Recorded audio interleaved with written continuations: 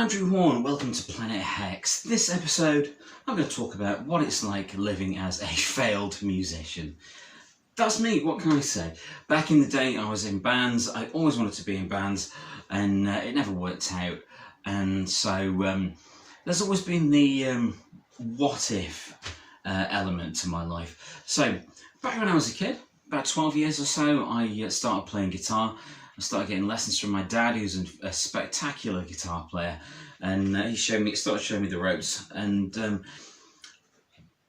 I started to develop my own style pretty quickly. It wasn't a very good style, but it developed, mainly in the arenas of traditional old school hard rock and heavy metal, particularly like early metal, Maiden, Priest, Metallica, that sort of thing. Because that's what I grew up on, that's what I got into. And that's what drove me forward when I wanted to play guitar.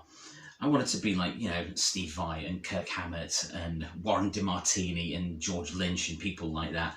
And however, that was at sort of the heyday of grunge. So when I was like 14, 15, and thinking, oh great, we can do bands, no one wanted to know. It wasn't, the stuff I wanted to do wasn't fashionable. It wasn't the in thing. However, I did end up in some bands, the most notable of which was Red 20. Now, based in Sheffield, that was like an industrial electronic rock crossover thing with elements of metal here and there, mainly due to me bugging the other people in the band to be heavy. We released some albums. There'd already been one album before I joined, so I came on board for 3 albums. So there was Misled But Not Dead, the Red Album, and Citizen Stain. And we started getting a following. We played some shows. We started getting played in clubs, that sort of thing. We put the albums out ourselves, but they generated some buzz in the local scene, the local goth and industrial scene. We got played in the local clubs, local club nights and things like that, and we played some festivals, and they were good times and they were bad times. Unfortunately, as with anything like that, you can drift apart. So the other members, mainly the vocalist, we drifted apart and went our separate ways. And yeah, I joined another band after that with the bassist from Red 20, and we figured out what we wanted to do in terms of music with a new band. It was like 2 days later we joined another band and started writing some much harder, heavier material, and that was much more what I was into. But again, alas, creative differences and just a bit of ego on my own part came into play, and they came to an end as well, and that's fine. These things happen. After that, I started to make some electronic music on my own under the name Hybrid Icon. I wrote and recorded an EP but never put it out. It was like 2007. And a bunch of things here and there just didn't work in my favour, and I figured music was done for me.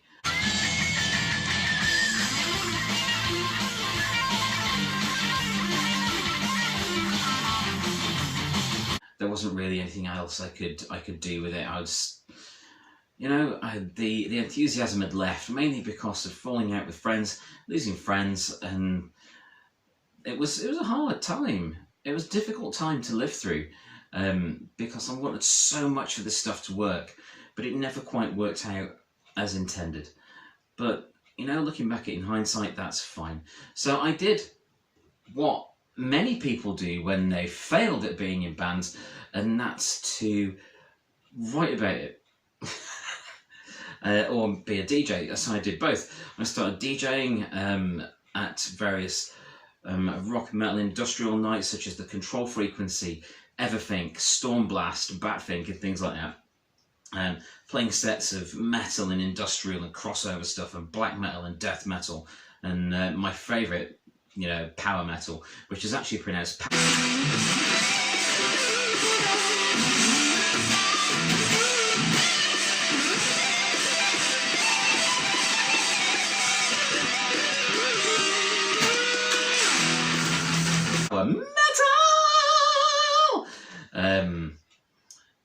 But yeah, I wanted to still feel a part of it, so that's where the DJing came in.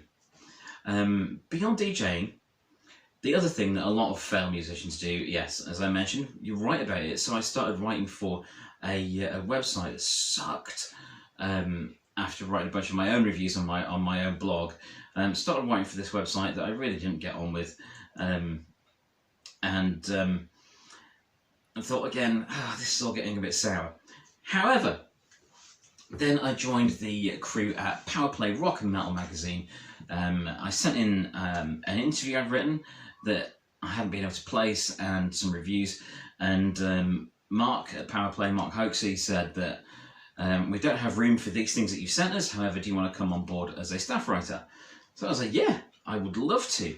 And that allowed me to live out all of the dreams I'd had as a kid growing up with Kerrang, Metal Hammer, Metal Edge, Terrorizer, what else, Raw, and then the lower budget independent rock magazines, the AOR magazines, just Frontiers, Hard Rocks and The Rock, things like that.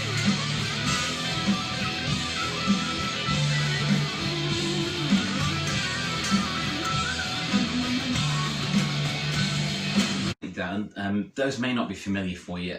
I should do something on the underground AOR scene at some point. That's another story for another video.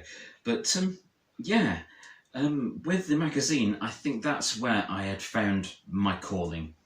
I spent 9 years there, and it was spectacular. It was a wonderful thing to do. I got to interview some amazing people. I was thinking like Ace Frehley from Kiss, Neil Schon from Journey, Def Leppard, my heroes, Def Leppard, my childhood heroes, George Lynch, Don Dokken, Doro Pesch, Angela Gossow. The list was just spectacular. I had an amazing time doing that. I did it for 9 years, and it got to a point where I was writing comics as well, and day job and kids and life and everything just got into, became a bit too much, and I decided to call it a day. So I wanted to end it properly. So what I did was I asked the editor, Mark, I said, I want to leave. It's time for me to go, I think, but I want to end this properly. So if possible, I would like to do one really big interview to end it with. And that interview turned out to be blues guitar player Joe Bonamassa. Now, that interview was great. It was so much fun. Joe was lovely. I called him at his house, and he was very pleasant, very kind. At the end of the interview, though, he said, "Oh, what are you doing on this date?" "Oh, nothing really." He said, "Do you want to come to a gig?" I went, "Yes." So I got myself and a plus one were invited to a invite-only Joe Bonamassa gig at the Cavern, the legendary Cavern Club in Liverpool.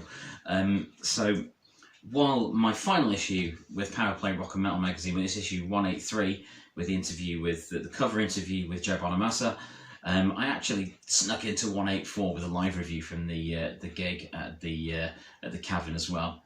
So yeah.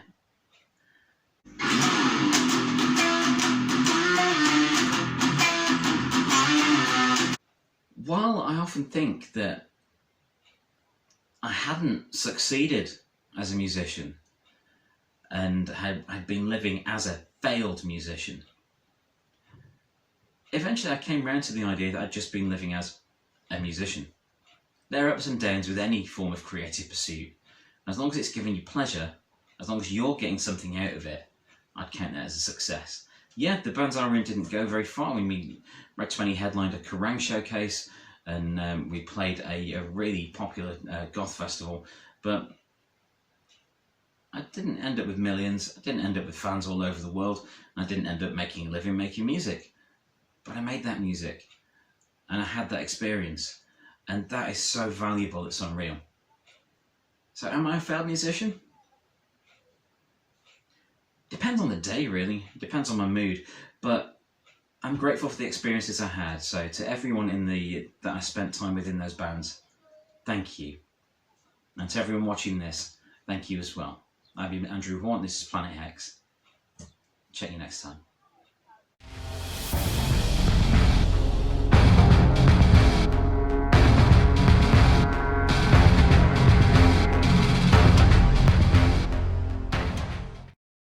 Thank you for watching. Please like, share and subscribe.